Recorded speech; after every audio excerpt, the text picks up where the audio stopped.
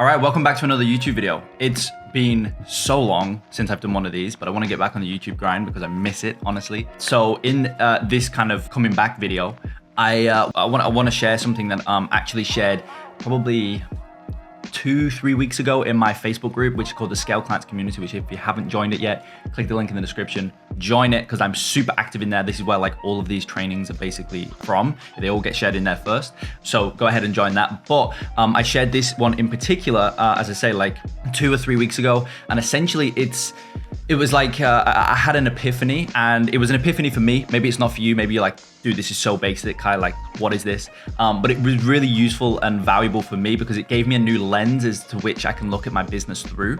And it gave me a new lens in terms of scale. So basically the framework that I want to share with you in this video is really the 500K a month framework. Like, it's how we're going to hit 500K a month. And really it's something that you can implement to like $1 million a month as well. And it just gave me so much clarity in terms of the path in which I should take and the things that I should be focusing on as the entrepreneur in my business. That's going to enable me to get to, as I say, like 500K a month. So here is the framework, and it looks super basic, but please bear with me because it's basic, but I mean, at the end of the day, I suppose simplicity scales, right? So essentially the way that like the big epiphany for me was that really there's 3 main departments in your business at any one time. There's marketing, there's sales, delivery. Now there's a couple things that I want to talk about on this first. So first things first, there's also intangibles, right? In terms of culture and leadership and stuff of that nature. But in terms of like almost like things that you can actually touch, there's really 3 main departments: marketing, sales, delivery. And the biggest issue with this that I see most people make, or the biggest mistake with this that I see most people make, is that they actually can either confuse marketing and sales, or they fuse marketing and sales into one. So they either confuse it or they fuse it, okay? And it's really important that you have a clear distinction between what marketing is and what sales is, right? Marketing, most people watching this video right now probably have some sort of phone call funnel, right? So sales call funnel, you're optimizing for somebody to book in a call with you, whoever that may be. Obviously it's your ideal customer or client. Then, get them to book in a call, and then on the call, you sell them on your product or your service, right? That's what most people have got. Now, marketing in that case is everything prior to the sales call. You actually getting on the call with the person, right? Even once they've booked in the call, even from the point in which they book to the point in which they show up, that period in between, that's still marketing because you've not actually got on the sales call with them. So you still need to market to them. It's just in a different way. Now you're selling them on showing up to the call rather than selling them on booking the call, right? Now, sales is the actual call, right? That's what sales is. So if the person no shows, you need to go back into marketing mode because you're not on, when you're actually on Zoom, you're on the phone with the person, with the prospect, that then becomes sales. And it's really important to make that clear distinction between marketing and sales, because what ultimately this did for me personally, at least, was it allowed me to clearly see constraints. That's what it really it gave me a lot of clarity on, was that I could see where constraints were in my business. And really all business is alleviating constraints. That's it, right? Like if you right now are, you've got a 50% close rate, right? Which if you've got that high of a close rate, I would say increase your prices. But anyway, you got a 50% close rate. Your client results are like, 85%, 90% plus client results. Like every single client you come on board just crushes it with you. Yet you're only booking in 30 sales calls a month. Well, at that point, marketing becomes your constraint, right? Because if you lack sales calls, then sales isn't your constraint, delivery isn't your constraint, it's marketing that's your constraint. So then you need to go to marketing and focus on marketing for that next 30-day period or whatever it is, right? Whereas conversely, if you're booking in, 100 calls a month, you're getting really good client results, yet you're only closing at 20%, well then sales becomes your constraint, and this is where your focus should then go, right? So it's all in, like, you've got these clear departments and these isolated apartments, which, as I say, you can then look at your business from like a holistic standpoint, look at the metrics in your like sales funnel as well as like client results as like the final metric. And you can see in that funnel, in that, out of those metrics that you've mapped, obviously the metrics isn't just marketing, sales, delivery, right? Metrics go a lot more specific, like show rate, available spots on the calendar, obviously like close rate, upfront cash collected versus like, payment plans. You got like back-end ascensions. You got a lot more metrics, which if you're interested in, let me know in the comment section below. I can do a separate video on that. But either way, like all of those metrics, even though there's probably like, we map at least 15 metrics, I think, in our just business overall. And each metric though, my point is that they'll fall into one of these buckets. It will, each metric either is marketing, it either is sales, or it's delivery, right? And so then we can go back to this and look at, okay, this metric is what, is our biggest constraint right now. This is our biggest bottleneck in the business right now. What bucket is that? Is it marketing? Is it sales? Is it delivery? Oh, it's delivery. Okay, cool. And let me now look at the delivery team and look at how things are structured. Where could we improve? What could we do? Same thing with marketing. If marketing, lack of book calls is your issue, then you need to focus on marketing. And more specifically, in that case, you need to focus on top of funnel efforts if you've not got enough top of funnel volume. Now, if you're getting a lot of leads per month, you're doing 5,000 outbound emails a month, and you're running inbound ads to maybe a group funnel, and you're getting 30, 40, 50 group requests a day from your group funnel.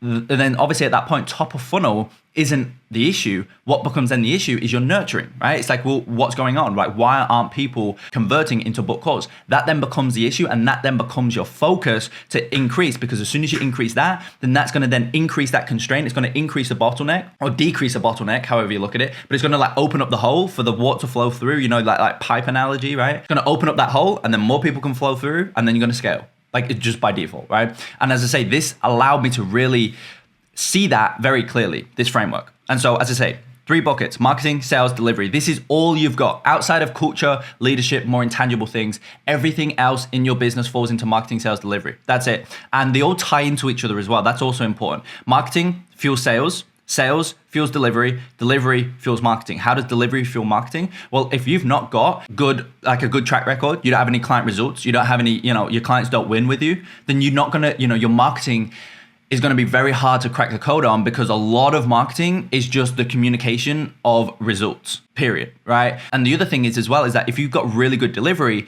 that also means obviously you can take those direct wins and put them into marketing, but more specifically, you can also make better offers than your competition, because you can guarantee more, you can claim a lot more, you can promise a lot more, because you can actually deliver on what it is that you're promising. So then your marketing becomes more effective, because ultimately your offer is far more valuable, right? Hopefully that makes sense. But really everything stems with marketing. That's the thing, right?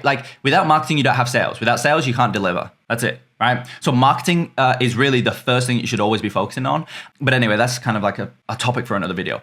But as I say, typically in each department, you're going to have a head of the department, right? That's usually at least for me, that's how I look at it. So there's usually going to be a head of of each department. Now, in the beginning stages, you're everything, right? There's no team, there's no structure or anything like that. But again, when you start to look at the numbers of 500K a month, $1 million a month, you'll start to then have a head of each department. And for you as the entrepreneur, what you want to get to is that your only point of contact, your direct reports, are just the head of each department. And that's who you really communicate with, is the heads of each department. And then you also then communicate to the team through the head of each department. You communicate to your marketing team through the head of marketing. You communicate to your delivery team through the head of delivery. And that's also then starts to talk about how you can build culture through your heads of each department. But again, if you're just starting out, obviously you're everything. You won't even have a team for each department, right? So you're definitely not gonna have a head of each department, right? So right now, this is kind of how we look. So we've got a head of marketing, and then we've got each of our individual marketing channels, right? And then for the sales team, we've got me, I'm still the sales manager, and we've got, sales reps, and then we've got setters. Okay. Now there's obviously a myriad of metrics that stems with each one. So setters have a number of book calls that they need to book each month. And sales reps have their certain KPIs that they need to hit. And again, this goes back to the idea of constraints. You're able to map their performance, and you can see if they're hitting targets, if they're not hitting targets, if they're hitting their KPIs, if they're not hitting their KPIs. And if they're not hitting their KPIs, that then means that your ultimate projection for that respective month, if you want to sign 10 new clients or 10 new customers or whatever, or if you've got more of a coaching program, you want to sell a certain amount of units per month. If you are not hitting that number of units that you want to hit for that month, you're able to reverse engineer this, and you're able to just see directly where the issue is, where the constraint is. Now, if it's because maybe your sales reps aren't getting enough calls on the calendar, they've got 30% close rate, 40% close rate, but they're not getting enough calls on the calendar, the constraint becomes their marketing. Why aren't they getting enough calls on the calendar? That's when you then communicate to this person here, what's going on? What are our metrics? And then you can also go deeper into the respective department, right? It's okay, well, marketing is the issue, but what specifically in marketing is the issue? Is it lack of top of funnel traffic? Yes. Okay. Well, are we just able to spend more and we're going to get more traffic, or is there actually a bottleneck in the top of funnel ads or your outbound, right? Is it lack of response rate in your outbound emails? Is it the cost per click in the top of funnel ads? Is that too high? Yes. Okay. Well, it's our angles. We need better ads. Okay. Let's work on that. right? And you fix the you fix a constraint, you fix the bottleneck, you halve your cost per click. Then, well, now you're going to get double the amount of volume, which means ultimately your sales reps are going to get double the amount of calls if everything holds true throughout the rest of the funnel, right? Same thing with the setters. The setters aren't booking enough calls. Well, maybe you would, right? Have a look at the setters. How many calls are these setters booking each month? They're not booking their KPI. They're not hitting their KPI. Why are they not hitting their KPI? Do they have enough? Are they just not converting conversations? Or do they not have enough conversations to start, right? Because there's not enough, again, top of funnel traffic. There's not enough new people to talk with. Not enough new people to talk with. That's marketing. What's going on, right? So that's like the sales team, and this is like a whole training in and of itself. And then obviously we've got delivery, right? So then with delivery right now, this is how we look. We've got me. I'm like the head of the delivery team, if you like. I don't like looking at it specifically like that, but there's me. I'm still like running the delivery. And then we've got head coaches under me, and then each coach has their own customer set. Right? Now, if you run an agency, the exact same thing applies here. It's just that these head coaches are going to switch to media buyers, and then each media buyer is going to run their own customer set, right? And then for us, because we run Scale Clients IO, we also have a customer community, right? And then also on delivery, we have like weekly coaching as well. So right now we've got 4 calls a week with our customers, but like the main delivery structure is this right here, okay? So again, if clients come on board and they're not getting results, then it's up to me, because I'm the head of this department, to look at, okay, what's going on? What is the issue? Is it that clients are just not taking action? If that's the case, well, how can we increase clients' action rates, right? And we've got a whole custom built system that handles like customer accountability, client accountability, and stuff of that nature. But, is that the issue? Or is it that they are taking action, but for whatever reason, they're still not getting results? Well, then I need to look at the course content. I need to look at what they're taking action on. Where's the issue specifically? Identify the specific issue, fix that. The constraint is then alleviated, right? So this was like a really big epiphany for me. And I think that if you're able to look, I know. If you look at your business in this way and you identify your 3 buckets, which for everyone, it's always going to be marketing, sales, delivery. And depending on your business model, these things here may change slightly, but it's going to mirror this very, very tightly. And again, as I say, if you look at your business in this way, you're really going to be able to identify where the specific issue is in your business. Why are you not signing the number of clients that you want to sign? Why are you not able to hit your projections? What's going on? Why are you not able to scale? Reverse engineer the funnel metrics, and then you'll be able to see, okay, it's a sales issue. What specifically in sales is the issue? Is it that people aren't closing enough? Is it that they don't have enough calls booked on the calendar, so they just don't have enough at-bats to close? Maybe they're closing at 40%, but if they've only got 10 calls a month, right? For example, you got one sales rep, or maybe you as the founder, you're still doing sales. You've only got 10 calls a month, but you're closing at 40%. Well, you can't physically close any more than 4 clients a month at that point with those numbers. So that's not the constraint. It's that you need to go from 10 calls a month to 100 calls a month, and then you'll be able to sign 40 new clients a month, right? So then marketing becomes the constraint. Same thing as I say with delivery. You're closing at 35%, 30%, whatever the number is, and you're bringing on 15 new clients a month, 15 new customers a month, but there's no retention there and you're getting no results. Delivery is then the issue. Look at delivery. What's going on there? How can we structure that team a lot better to increase client results, right? Always look at it through this lens. And really, as I say, this is the lens now that I'm looking at to hit 500K a month this year. It's just looking at this. It's just like, it's so easy, right? Because you just got to look at, okay, well, in order to hit 500K a month with our current structure, we need this amount of units sold. Okay. If we need that amount of units sold, and average close rate right now is like 35%, for example, maybe drop down to 30% because we're going to be increasing volume. Well, for 30%, for this amount of number of units sold, we need X amount of calls booked. Now, what's our no-show rate? Well, our no-show rate is like 20%. Okay, so our show-up rate's like anywhere from like 60 to 80%. Okay, let's factor that in. So instead of 100 calls needing to be booked, and you've got a, like 75% close rate, well, you need to add that on top of that 100 booked so that you have 100 live calls, like 100 showed up calls, right? So whatever that is, like maybe you need 150 calls booked, for example. Well, now you're going to have 100 live calls for that month. And if your average close rate is 30%, then you're going to close 30 new clients. Now, if that's the number that you need to hit your goal for that month of units sold at your price point, obviously you got to factor that in, right? Well, now you need to optimize for 100 live calls booked for that month. You need 100 showed up calls, right? So again, factoring in no-show rate, you might need 150 calls booked. How are we going to get 150 calls booked? Well, the setters need to have, they will typically book in, maybe 20 to 30 calls a week. Okay, well, if that's the case, well, if they need to book in, 30 to 40 calls a week, well, they need to have, based on their numbers, from conversation to booked call, they need to have, anywhere from like whatever it is, right? 100 conversations for, 10 calls booked, for example. Okay, well, they need to have X amount of conversations then to make this happen. Well, how are we going to get that? We need to increase top of funnel marketing, and we need to spend this much money on ads in order to get that amount of volume, because our cost per click is this, cost per lead is this. So if our cost per lead is $10, we need 100 leads, we need to spend $1,000. Yeah, I think that's right math, right? So it's just reverse engineering, and then you just do it. You just take action on it. You spend $1,000 a week or whatever it is for you, respectively. Or if you're doing outbound, you need to send 250 emails a day, because that will then turn into 1 book call a day or 2 book calls a day, and you need 60 calls for the month. Well, let's send 250 emails a day. You know what I mean? Like, it's just that.